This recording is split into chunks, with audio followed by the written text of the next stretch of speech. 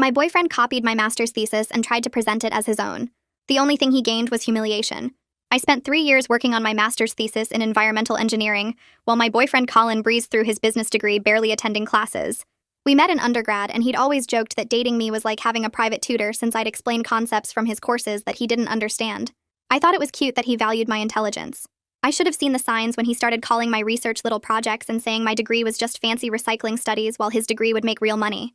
Colin moved in with me during my final year when I was deep into writing my thesis on microplastic filtration systems. He'd complain constantly that I spent more time with my laptop than with him. He'd slam doors when I worked late, order food and eat it in front of me without getting me any, and tell his friends I was ignoring him for schoolwork like it was some kind of betrayal. But he sure got interested when I started getting recognition for my research. My advisor, Dr. Castellano, had submitted my preliminary findings to a conference, and they'd won Best Emerging Research. Suddenly, Colin wanted to know everything about my thesis. He'd sit next to me while I worked, asking questions, saying he was just being supportive. He asked for copies of my drafts to read so he could understand what I was doing. I sent him my files thinking it was sweet he finally cared about my work. 2 weeks before my defense, Colin's attitude completely changed. He was cheerful, bringing me coffee, telling me not to stress so much about the defense because these things always worked out. He even suggested I take a break and visit my parents for a few days before the big presentation. I said I couldn't leave with so much to prepare, but he kept insisting I was overthinking everything. The night before my defense, my laptop crashed. Complete blue screen, wouldn't turn back on. Colin immediately offered to take it to his friend who fixed computers. I was panicking, but Colin said not to worry. My thesis was backed up on the cloud anyway. I could access it from any computer tomorrow. I spent all night at the library printing copies from my cloud drive, practicing my presentation. The next morning, I walked into my defense room to find Colin sitting at the presentation table, with my advisor, and the entire review committee. Dr. Castellano looked confused and asked why I was there. I said I was here for my thesis defense. Colin laughed and said I must be confused. This was his defense. He'd transferred to our engineering program 6 months ago without telling me, taking night classes to meet the requirements. He pulled out a bound copy of my thesis with his name on the cover. He told the committee I'd been helping him with some research, but I'd gotten confused about whose project it was. He actually said I'd been under a lot of stress lately and might be having a breakdown. Dr. Castellano asked to see my version. I handed her my printed copy. It was identical to Colin's except for the name on the cover. Colin said I'd obviously copied his work since we lived together. He said he felt terrible, but he'd been suspicious when I suddenly had a thesis ready, right when his was due. The committee asked when I'd started this research. I said 3 years ago. Colin said that was impossible since the research was based on his original ideas from his business background. Dr. Castellano pulled up her computer and showed the conference submission from 8 months ago with my name on it. Colin said he'd let me present his preliminary work to help build my confidence. He'd practiced this story. But what Colin didn't know was that our university had implemented new plagiarism software that tracked digital fingerprints. Every time you save a document, it creates a hidden timestamp with the user information from the computer. Dr. Castellano ran both documents through the system right there in the room. The results showed my document had been created and edited continuously for 3 years on my laptop, with thousands of saves, each one traced to my student login. Colin's document had been created 2 weeks ago, with only 3 saves, all on his laptop, all copying and pasting from my original files. The metadata showed he'd literally just changed the name fields. The committee asked Colin to explain any part of the research. He started talking about water filtration in general terms, nothing specific to my thesis. When they asked about the mathematical models I'd developed, he said those were standard formulas anyone could find. Dr. Castellano asked him to write one of the formulas on the board. He couldn't. She asked him to explain the testing methodology. He said it was all in the paper. She asked what equipment he'd used. He didn't know the names of any of it. Then the committee chair asked me the same questions. I walked to the board and wrote out the differential equation that described particle capture efficiency in my filtration system. The chalk felt solid in my hand as I explained how I'd derived it from first principles, combining Stokes' law with Brownian motion calculations. I talked about the prototype iterations, how the first design clogged within hours because I'd miscalculated the pore size distribution. The second one worked better, but the pressure drop was too high for practical applications.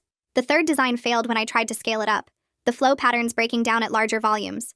I explained the breakthrough that led to the final design, how I'd realized the polymer matrix needed a gradient structure instead of uniform porosity. Dr. Castellano nodded as I described our weekly meetings where we'd troubleshoot each problem, her notes from those sessions matching every detail I recounted. I listed the equipment in the lab, the spectrophotometer settings I'd used for particle analysis, the specific brands of polymers I'd tested.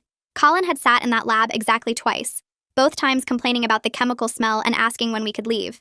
The committee dismissed Colin from the room.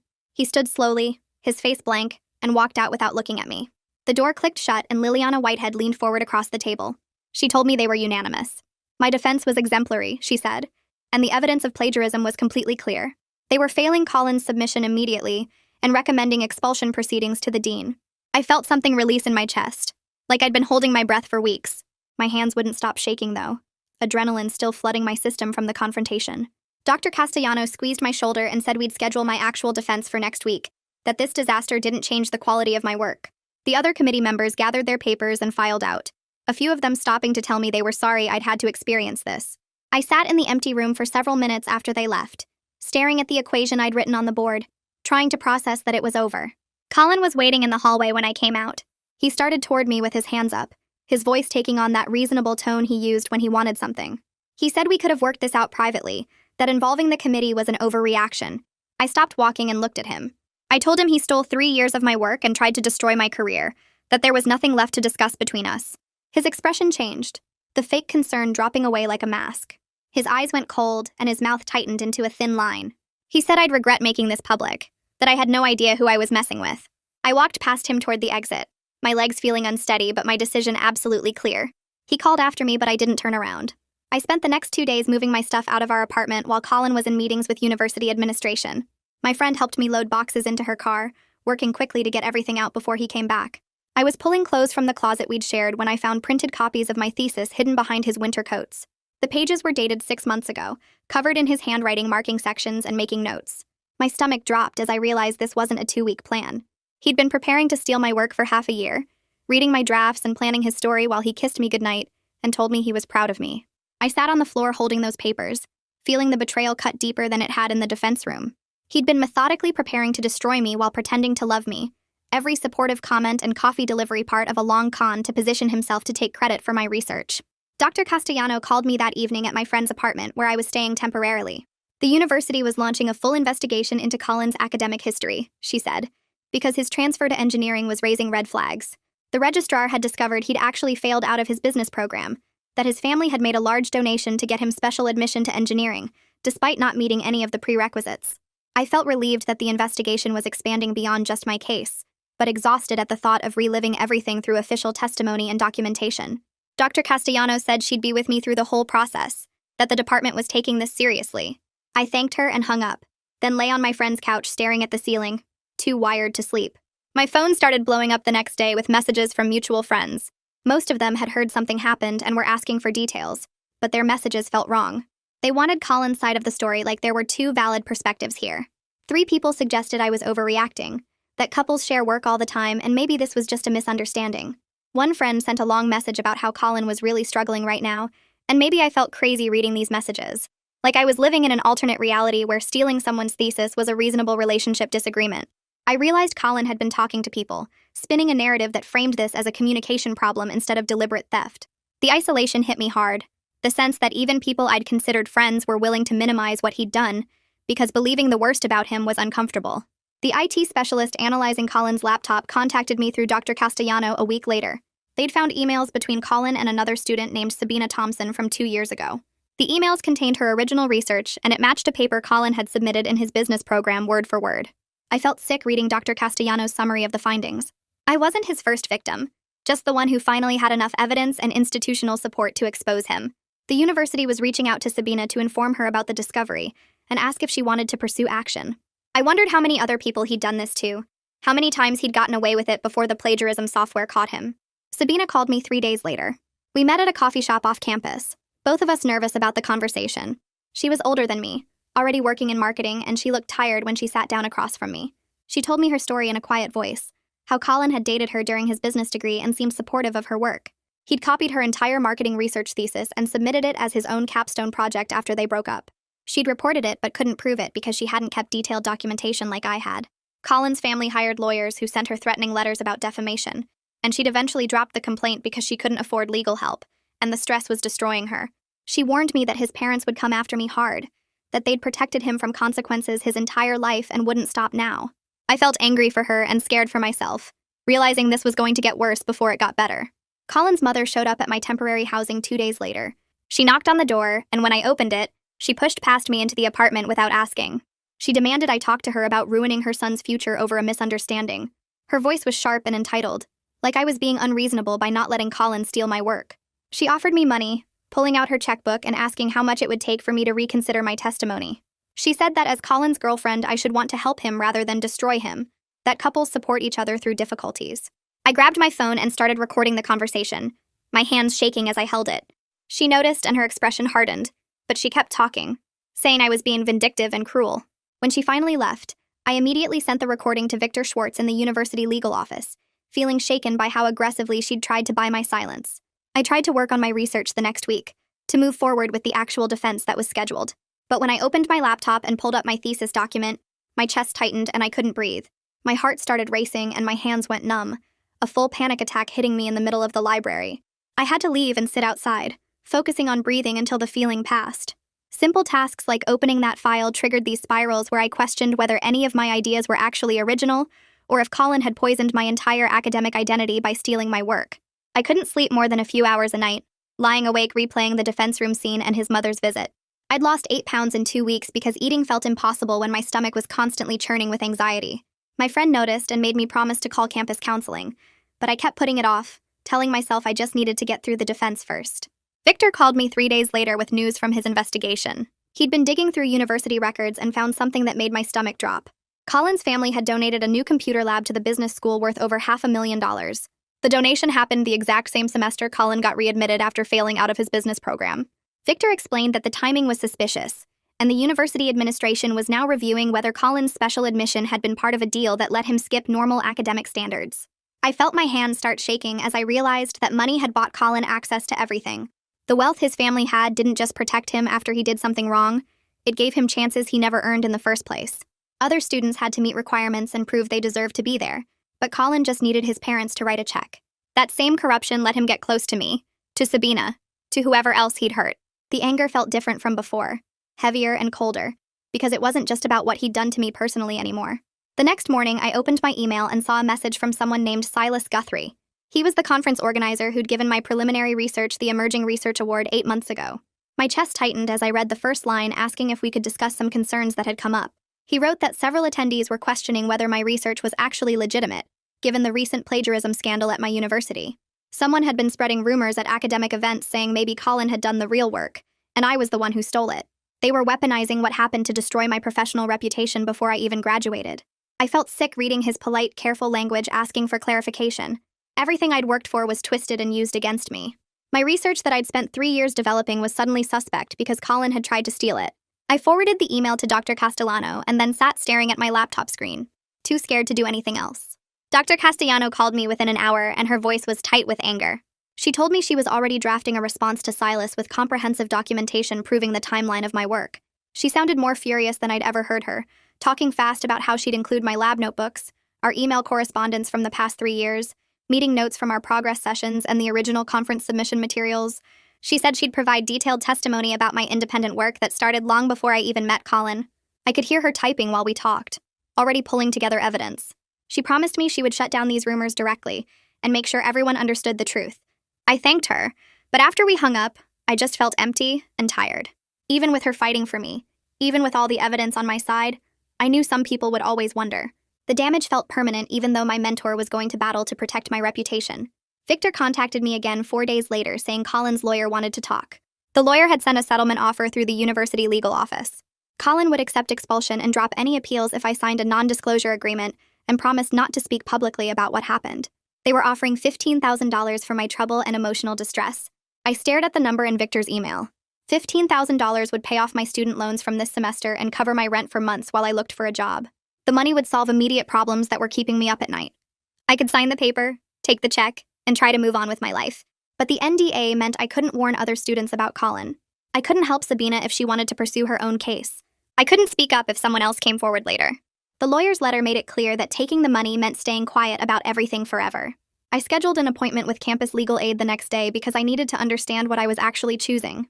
The attorney was a woman in her 40s who listened to the whole story and then pulled out the settlement offer to review it. She explained that NDAS in academic fraud cases were ethically questionable at best. My testimony could be important for systemic change at the university and for protecting future students from people like Colin. She walked me through what accepting the money would mean, how it would prioritize my short-term relief over long-term accountability. But she also acknowledged that I'd been through something really hard, and nobody could blame me for wanting it to be over. She said the choice was mine to make based on what I could emotionally handle, and there wasn't a right or wrong answer. I left her office feeling more confused than when I went in, carrying the weight of deciding between my own peace and speaking up for people I didn't even know yet. The university expelled Colin 2 weeks later after their investigation wrapped up. Victor sent me a copy of their findings, which confirmed everything: plagiarism, fraudulent admission, and attempted witness intimidation through his mother's visit to my apartment. But when the university released their public statement, it was vague and careful. They didn't name Colin or acknowledge that he'd targeted multiple victims over several years. The statement talked about upholding academic integrity standards and taking appropriate action, but it read like they were protecting their own reputation more than being transparent.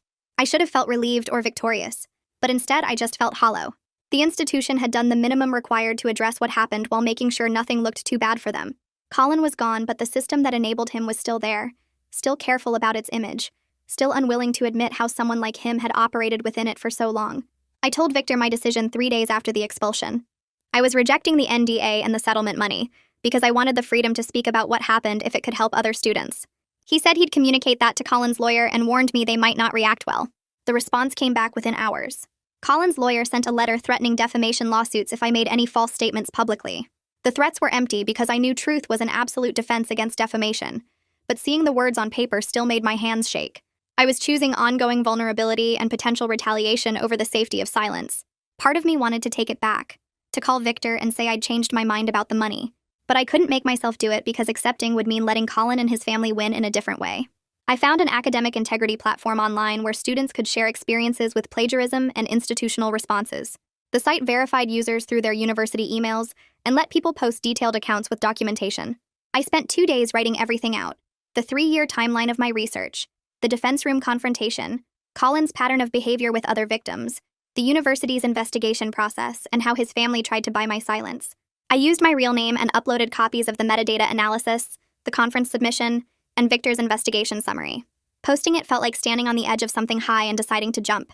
I was scared of the consequences, but also felt something like relief, like I was finally taking back control of my own story after weeks of Colin and his family writing the narrative for me. The post started getting attention within days. My inbox filled with messages from other students, mostly women, who'd experienced similar things.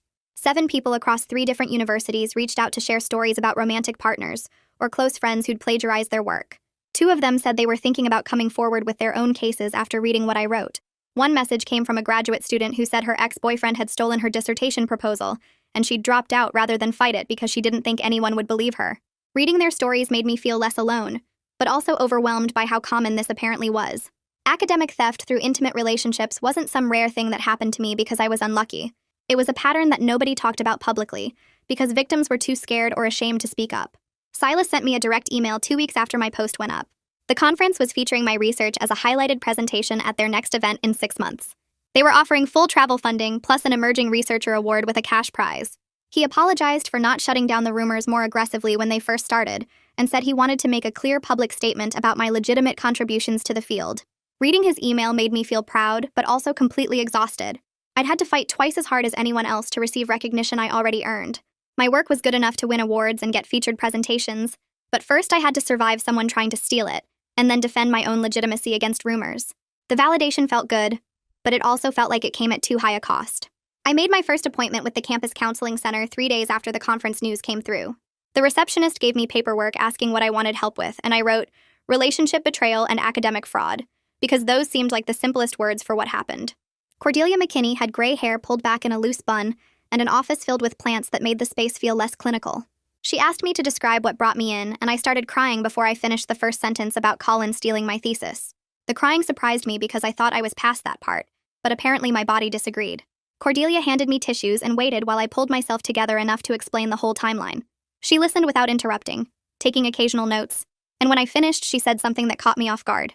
She told me I kept using phrases like, I should have known, and I missed all the signs, like Colin's manipulation was something I failed to prevent. She asked if I'd blame a friend for getting robbed just because they didn't notice someone following them home. I said no, that would be cruel. She asked why I was being crueler to myself than I'd ever be to someone I cared about. That first session left me feeling raw and exhausted, but also like someone finally understood that this wasn't just about plagiarism or a bad breakup. The next few months of therapy involved picking apart every interaction with Colin, learning to separate his deliberate manipulation from my legitimate trust in someone I loved. Cordelia helped me see patterns I'd normalized, like how he'd undermine my work while benefiting from my intelligence, or how he'd create chaos right before important deadlines. She gave me tools for recognizing when I was blaming myself for not being psychic enough to detect his planning. The work was painful and slow, but necessary if I wanted to trust my own judgment again, instead of second-guessing every professional relationship. 4 months after my defense, Dr. Castellano forwarded me an email from the dean's office. The university was implementing new plagiarism detection policies, requiring metadata analysis for all thesis submissions starting next semester. Every graduate student would have their work automatically scanned for digital fingerprints and timestamp verification before their defense could be scheduled. The policy memo cited recent cases of academic fraud, without naming me or Colin specifically, but I knew my situation had forced their hand. Dr. Castellano called me that afternoon to explain the engineering department was going further. They were developing protocols for documenting student research from day one, requiring regular progress reports with dated evidence and mandatory backup systems that tracked every stage of development. Committee members would receive training in digital forensics, so they could spot manipulation attempts before students reached the defense stage. She told me the department head had referenced my case in a faculty meeting, praising how I'd handled the situation and using it as a teaching moment about protecting student work. The changes felt meaningful even though they came too late to help me or Sabina. I wanted to feel purely good about the new policies, but part of me was angry that it took my trauma to make the institution care about prevention. Still, knowing future students might be protected from what I experienced gave me some sense that the nightmare served a purpose beyond destroying my trust in relationships. I accepted the job offer from the environmental consulting firm 6 weeks after the university announced their policy changes. The hiring manager told me they'd been following my microplastic filtration research since the conference presentation, and were impressed by both my technical skills and how I'd handled the plagiarism situation. She said integrity under pressure showed character they valued in their team, and my willingness to fight for my work, rather than accept a settlement, demonstrated the kind of backbone they needed. Starting the position felt like stepping into a future I'd earned through legitimate credentials and expertise, rather than luck or connections.